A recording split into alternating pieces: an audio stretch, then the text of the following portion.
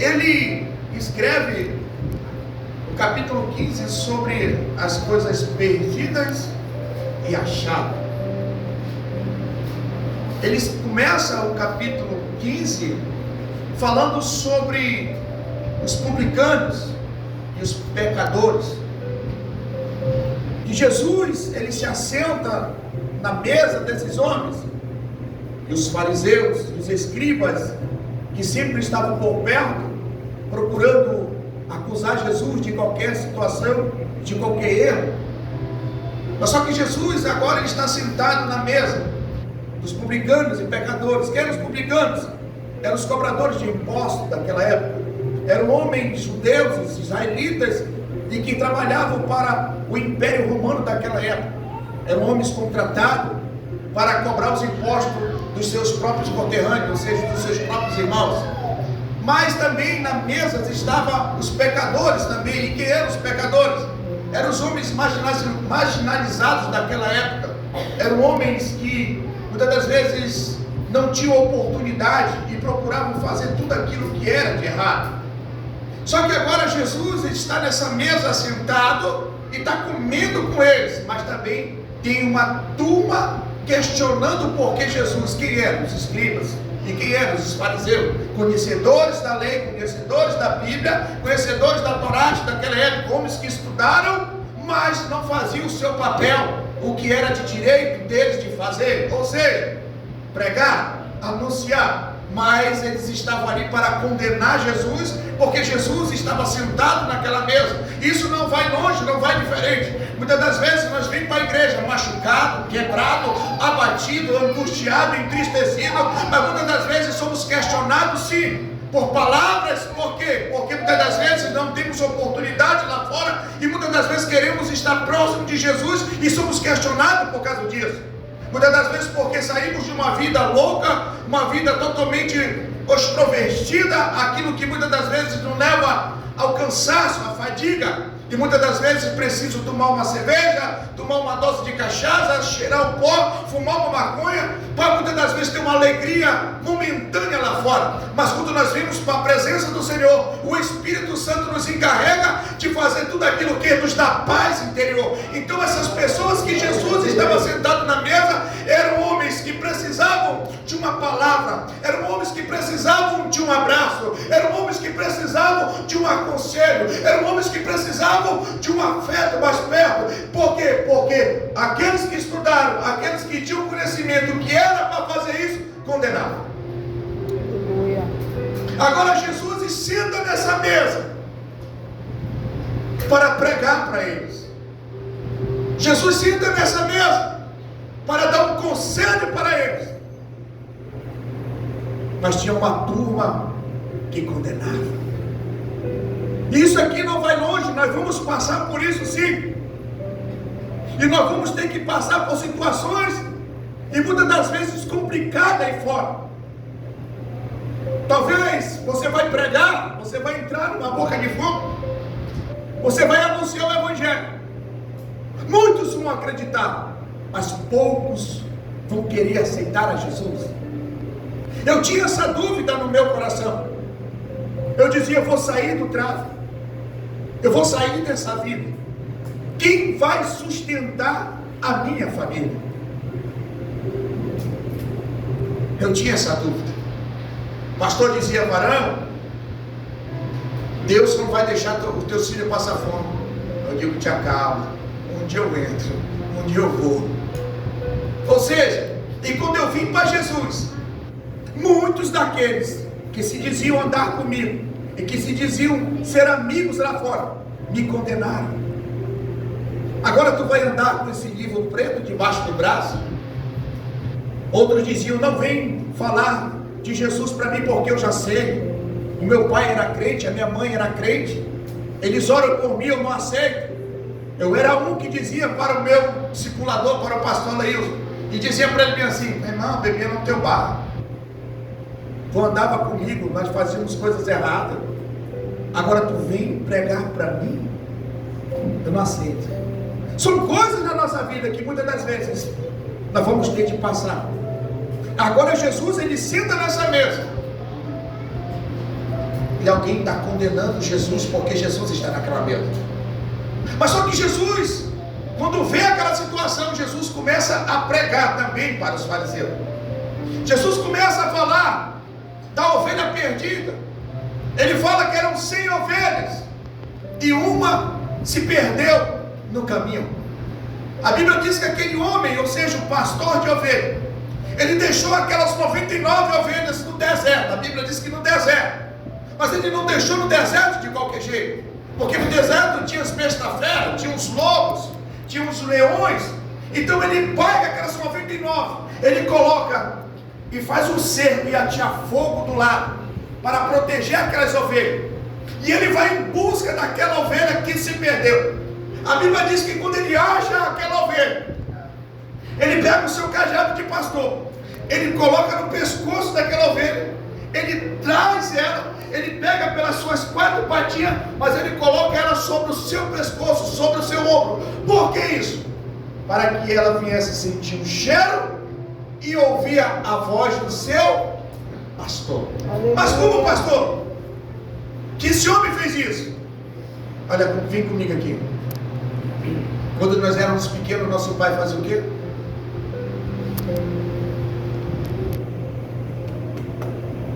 É assim? Pega a criança e coloca ela no... A criança fica sentindo o cheiro e reconhece a voz do seu pai. O pastor, ele vai atrás daquela ovelha, ele puxa ela, ele pega pelas patas, coloca aqui para que ela sentisse o cheiro e a voz do seu pastor. Muitas das vezes nós estamos em casa, para quem tem pai, quando o pai da gente fala, a gente está dizendo assim: papai chegou. Não é assim? Não é assim?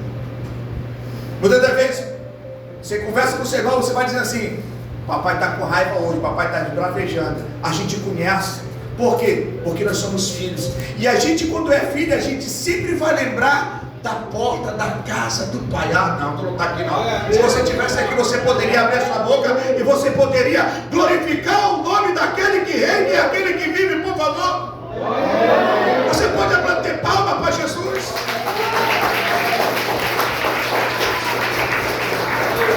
Esse homem, ele traz as 99 e se ajunta com a 100.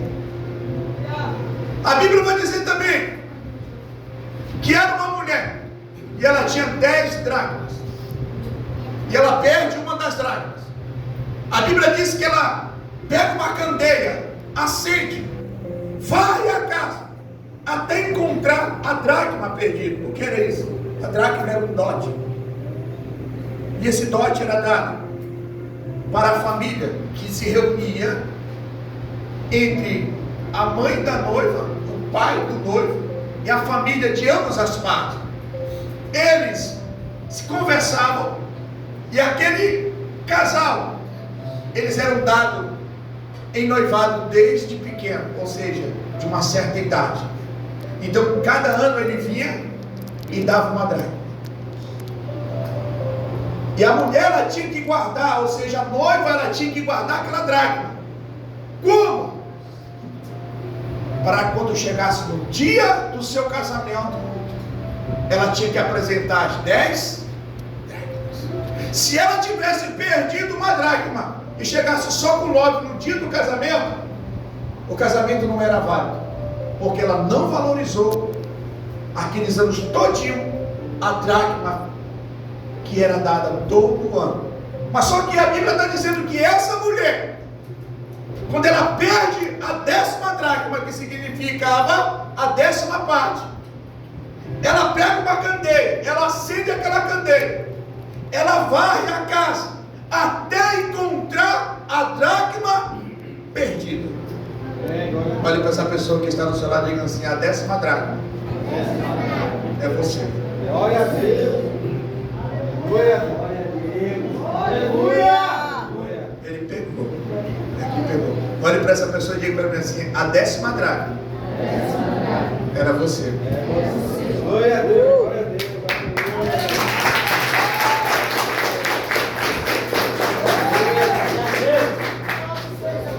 Pegou?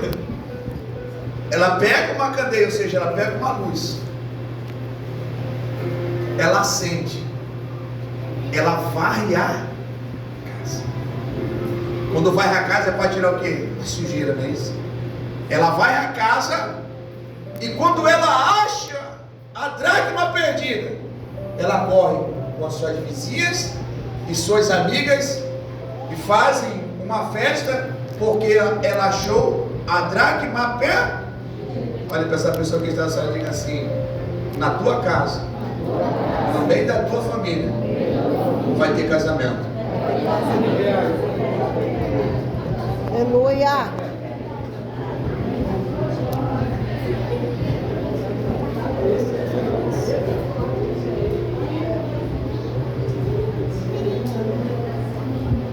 Quer casar não?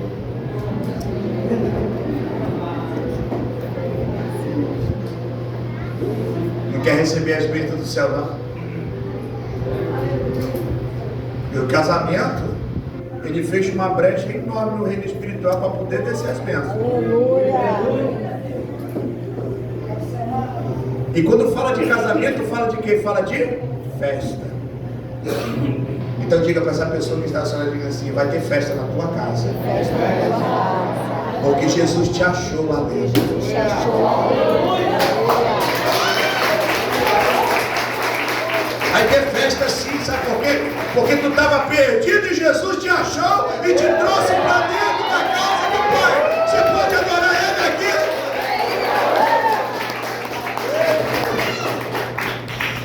E aqui a gente entra aonde é o tempo.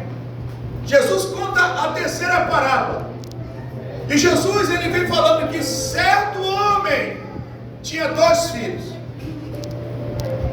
E a Bíblia diz que o mais moço deles chegou com seu pai e disse: pai, dá-me a parte dos bens que me pertencem ou me cabem.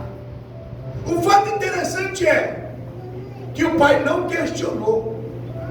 Presta atenção. A ovelha, o pastor foi atrás.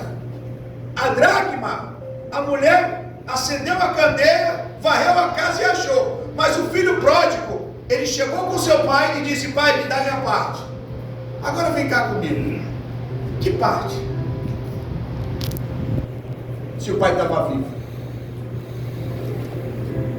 não tinha um testamento ainda, não tinha um documento. Mas só que ele chega com o pai e disse: pai, me dá minha parte, a que me pertence. O pai não questionou, pegou, pega. A Bíblia diz que poucos dias depois, ele arrumou tudo aquilo que ele tinha e partiu para uma terra distante. E foi viver dissolutamente, ou seja, foi viver como ele queria. Não tem aquela vontade que nós temos quando é jovem, que a gente não é maior de idade. Eu quero logo completar 18 anos, porque eu quero ser dono do meu nariz, não tem? Eu quero logo completar 18 anos, que eu quero ir para festa, eu quero curtir. Não tem? Eu quero ser maior de idade para me ter minha identidade, para mim, quando a polícia me parar, para me mostrar que eu sou maior de idade, não é assim? Agora eu posso fazer o que eu quero, do jeito que eu quero, eu já tenho 18 anos, o papai não vai mandar em mim. Vem cá, deixa eu te falar uma coisa. Aonde que tu mora? Enquanto tu está debaixo do teto do teu pai, quem manda lá é ele. Não é como tu quer não. Esse homem, para ele, presta atenção, ele chegou com o pai, pediu a parte dele. Quando o pai entregou para ele, poucos dias depois, ele foi embora para uma terra distante e foi viver dissolutamente, porque se ele estivesse dentro da casa do pai, não faria o que ele queria. Então, olha para mim, para ele fazer a vontade dele, ele teve que, sair fora. Mas a Bíblia vai dizer que veio uma grande fome naquele lugar, e ele tinha gastado tudo os seus bens, perdeu tudo. E quando veio essa grande fome, ele correu com um dos fazendeiros daquela cidade. E o fazendeiro olhou para ele: a única coisa que eu tenho para ti aqui é apacentar porcos. Vamos lá. E quando ele chega no chiqueiro,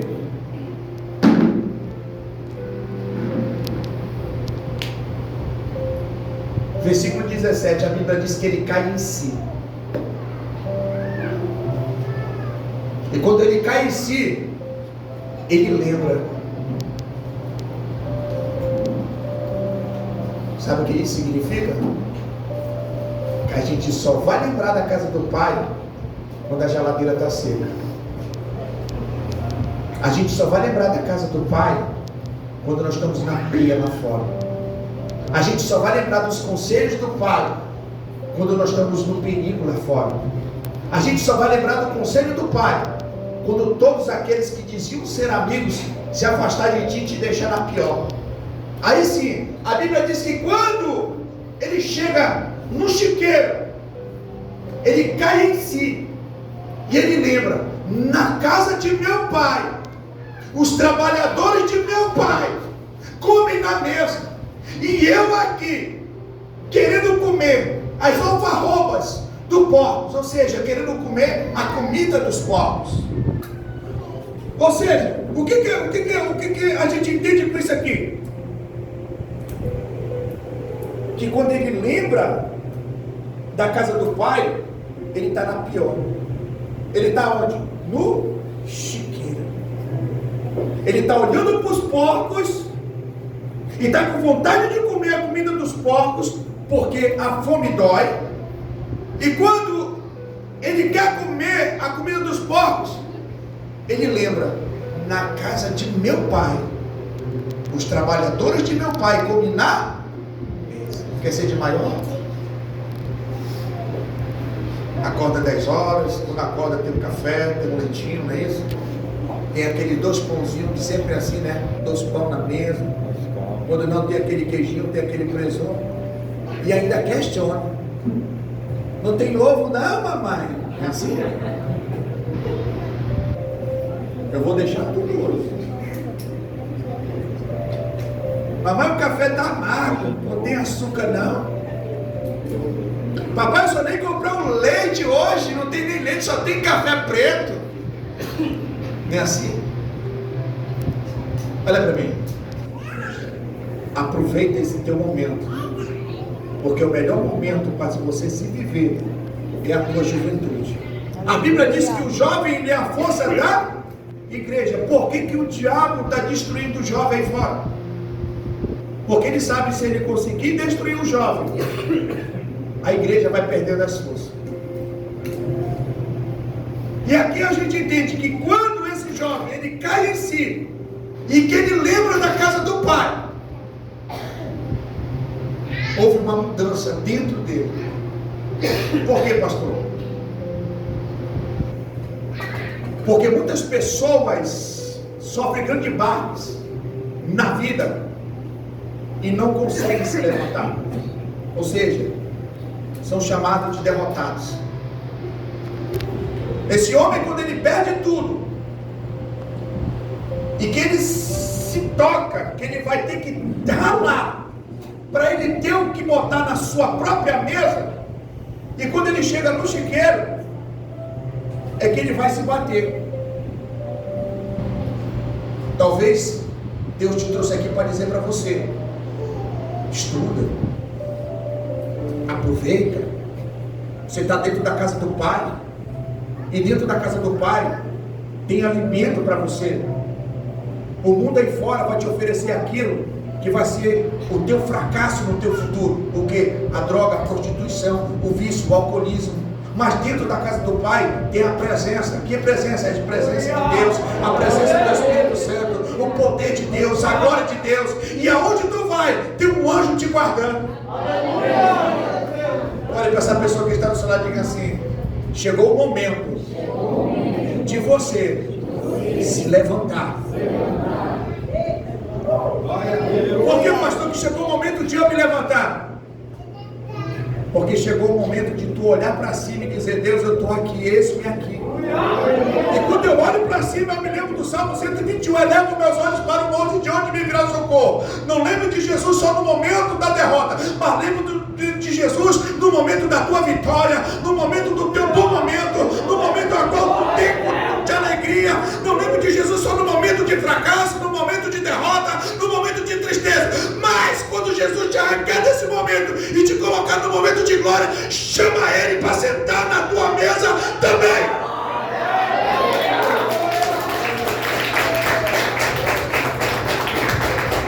Por quê, pastor? Derrota exerce tamanho impacto na vida de pessoas que costumam perder ânimos, e alguns ficam tristes, outros ansiosos e alguns depressivos se perguntam: não vou conseguir. Versículo 17, eu vou bater em cima desse versículo. O filho pródigo, quando ele caiu em si, ele se levantou. Glória a Deus. É isso aqui que eu quero que você entenda. Você pode olhar o irmão dizendo assim: pastor, o senhor prega muito, pastor, o senhor adora muito. Mas deixa eu te falar uma coisa: será que a presença que está na vida dele não está na tua? Será se agora que Deus derramou na vida dele não está sobre a igreja? Jesus não te chamou só para estar sentado, batendo palma e glorificando. Não, tem almas lá fora. Glória a Deus. Tem pessoas esperando pela igreja, que a igreja somos nós. E aqui a gente entende que muitas das vezes, quando a gente sofre essas derrotas, quando a gente sofre esses baques que a vida nos proporciona, isso aqui não é para a gente se prostrar e se lamentar, não. É um ensinamento na nossa história, é um ensinamento na nossa caminhada. Tu já viu pessoas que só ganhou, nunca perdeu? Não existe isso. A gente perde, a gente ganha, a gente conquista, mas temos que valorizar. Se a gente perde, digamos assim, perdi hoje, não bati o meu objetivo, eu vou trabalhar amanhã para me bater o objetivo que ficou lá atrás.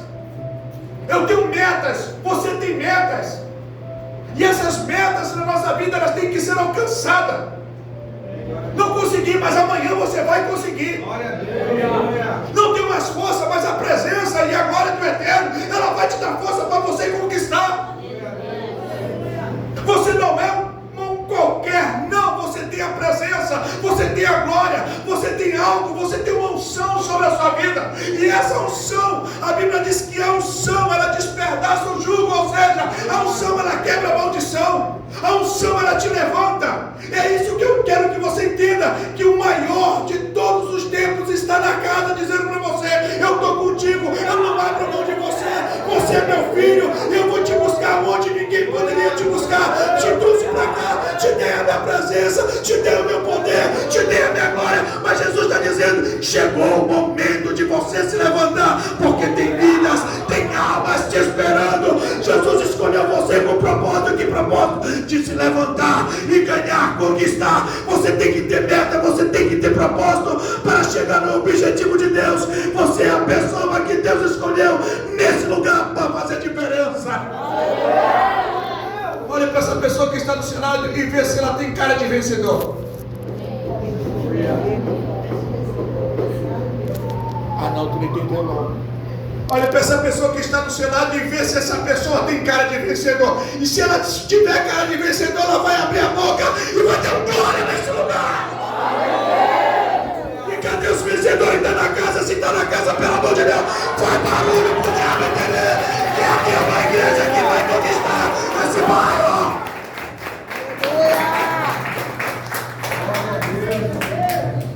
Olha para essa pessoa que está celebrando assim, você não, qualquer não. Qualquer não. Não, diga bem assim, olha bem assim, diga assim: você não é um qualquer não. Tem uma presença sobre a tua vida, tem uma glória sobre a tua vida, tem algo sobrenatural sobre a tua vida para te dar, que está tendo uma guerra espiritual, mas o maior venceu para te dar vitória nesse lugar. Por favor, vai barulho de adorador.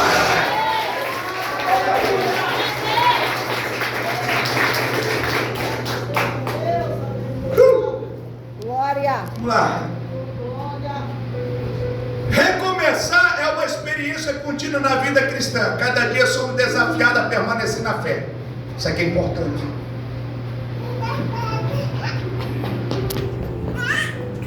Olha para cá. Esse jovem, quando ele se levanta, cadê aquela bola aqui? Meu Deus.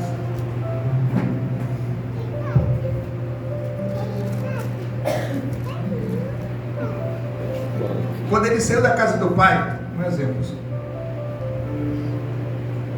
ele saiu, não teve beijo, não teve abraço, ele saiu com anel, ele saiu com vertes, ele saiu com sandália, e ele saiu, virou as costas para quem? Para quem criou com tanto amor. Ele foi, e quando ele voltou, segura aqui, não tinha boroquinha, não tinha mel, não tinha verdes e não tinha sandália.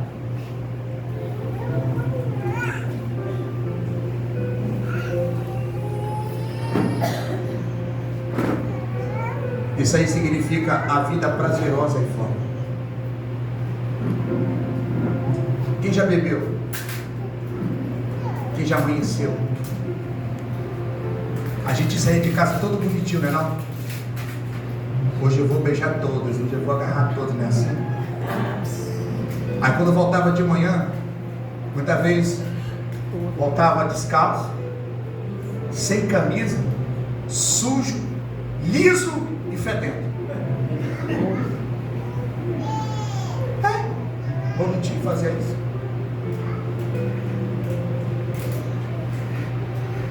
Só que no meu caso, não tinha pai em casa.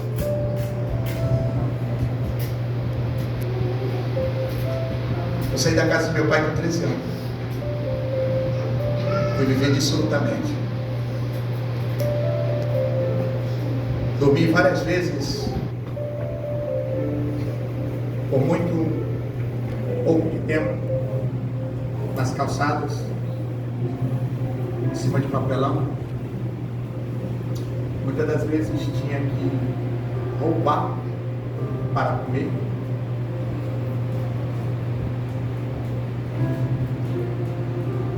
Mas era uma vida que eu escolhi. Apanhei várias vezes da polícia. Várias vezes fui algemado.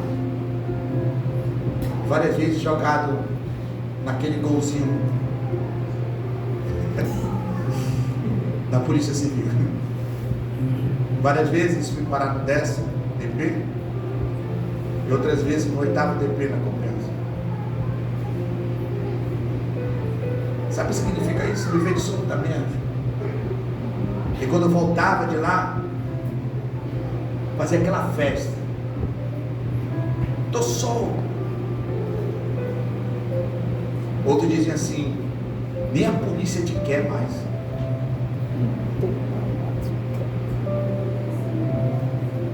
Vim pro Jorge Teixeira com 16 anos. Entrei na galera novamente. Se abrigar. Conheci a minha esposa com 21. Outra louca também.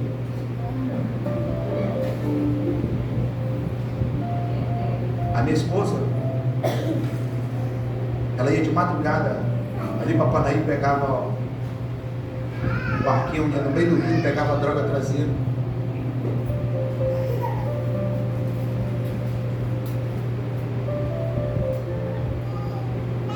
O carro chegava lá em casa 6, 5 horas da manhã, 4 horas da manhã. Droga, box, tudo. Ali, aquilo ali eu virava. Sabia fazer 3 tipos de drogas, fora a cocaína que a gente aprendeu a fazer do oxi.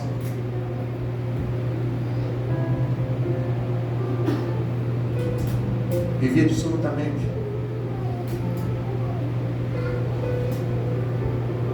Quando eu conheci a Jesus, quando eu vi irmã Alexandre, se ela é policial, pensei que ela estava atrás de mim. Eu disse, meu Deus, vim pra cá, pra casa do pastor, não uma policial aqui, eu vou sair fora. Sabe o que significa isso, irmão?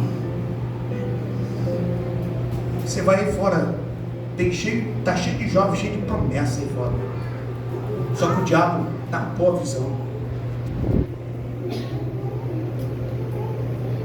Esse jovem, quando ele sai da casa do seu pai, ele sai com tudo, com os bens, bem vestido, com anel, que simbolizava autoridade.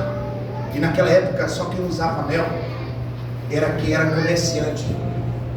E tinha um anel que marcava o selo da família. Sabe o que significa isso? Ele pegou a parte dele, foi, gastou. Ele jogou fora o anel que simbolizava a família, a autoridade. Quando ele volta descalço. Só quem andava descalço naquela época eram os escravos. E quando ele chega, a Bíblia diz que de longe o seu pai vê.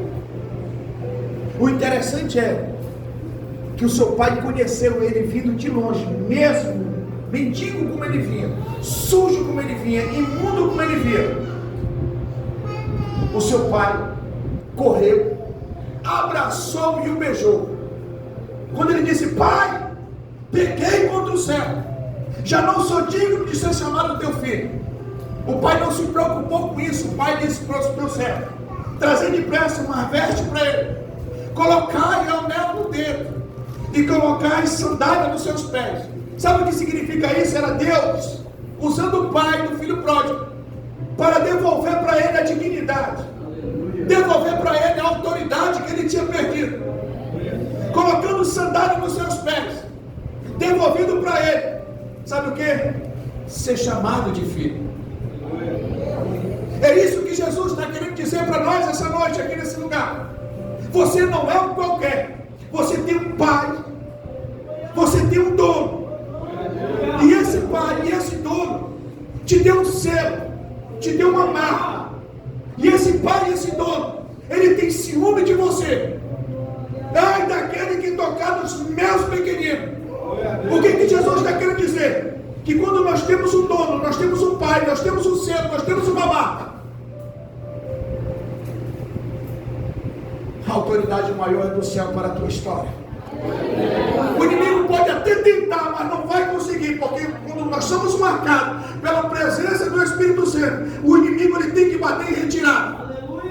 O inimigo pode até tentar contra a tua casa, contra os teus filhos, contra a tua geração, contra o teu futuro, mas ele não vai conseguir. Sabe por quê? Porque tem alguém dentro da tua casa que ora, que clama, que pede para Deus guardar a tua geração. Pode até estar fazendo coisas erradas lá fora, mas tem uma marca e tem um selo sobre a tua vida, e esse selo e essa marca, ela saiu do trono da graça para a tua geração. E cadê a geração que vai impactar esse marco que está aqui?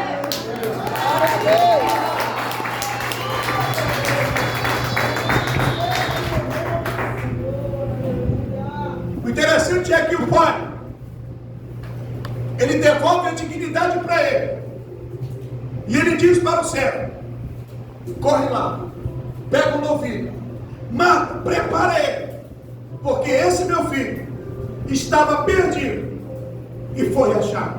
Aleluia. Fizeram uma festa para ele. E quando fizeram essa festa para ele, a Bíblia diz que estava tendo a festa e estava tendo danças naquele lugar. Só que o irmão mais velho estava no campo. E quando ele ouve as danças e a música, ele pergunta para um dos criados, o que é isso? Ele disse, é o teu irmão que estava perdido e foi achado, ele voltou, e o teu pai recuperou ele com saúde. A Bíblia diz que ele se indignou. Que isso? Entra. Ele não quis entrar.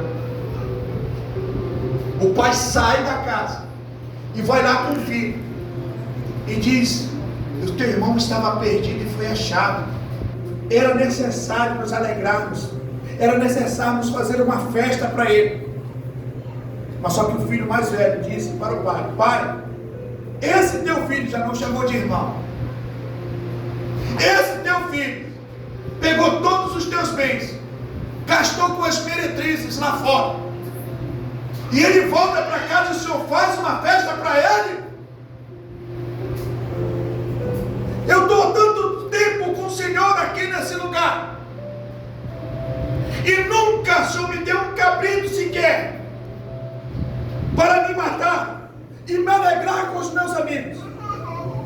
O pai olha para o filho mais velho e diz para ele assim: filho, tudo que eu tenho agora é teu. Esse teu irmão estava perdido e foi achado. Sabe o que significa isso? Que é o mais próximo que vai tentar te abater. Meu Deus. É aquele que te conhece.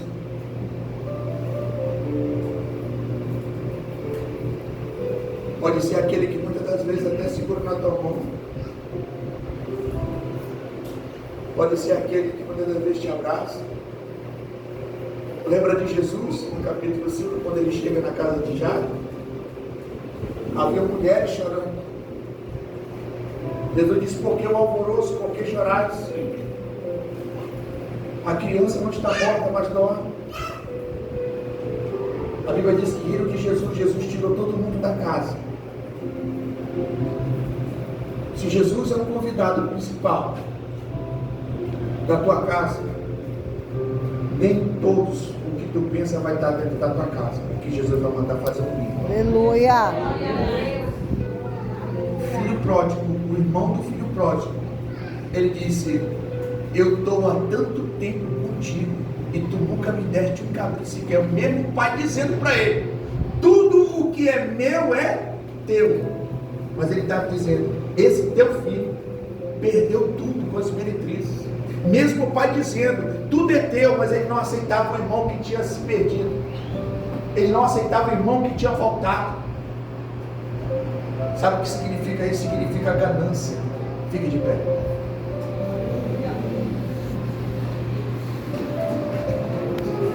Oh, aleluia. Lavassuri de ras. Lavanaya surican de ras. Lavanashuri de ras. Sirican de ras.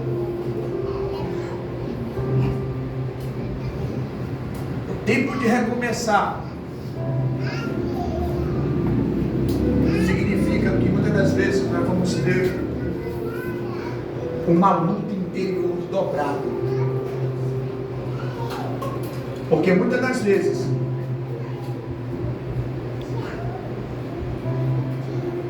quando nós passamos por decepções, e muitas das vezes a gente tem aquele anseio de voltar. E muitas das vezes, quando a gente está dentro da casa do Pai, sempre tem um irmão mais velho que não vai aceitar. Sempre vai ter um irmão mais velho que vai questionar. Em vez de abraçar, vai condenar. Lembra do início?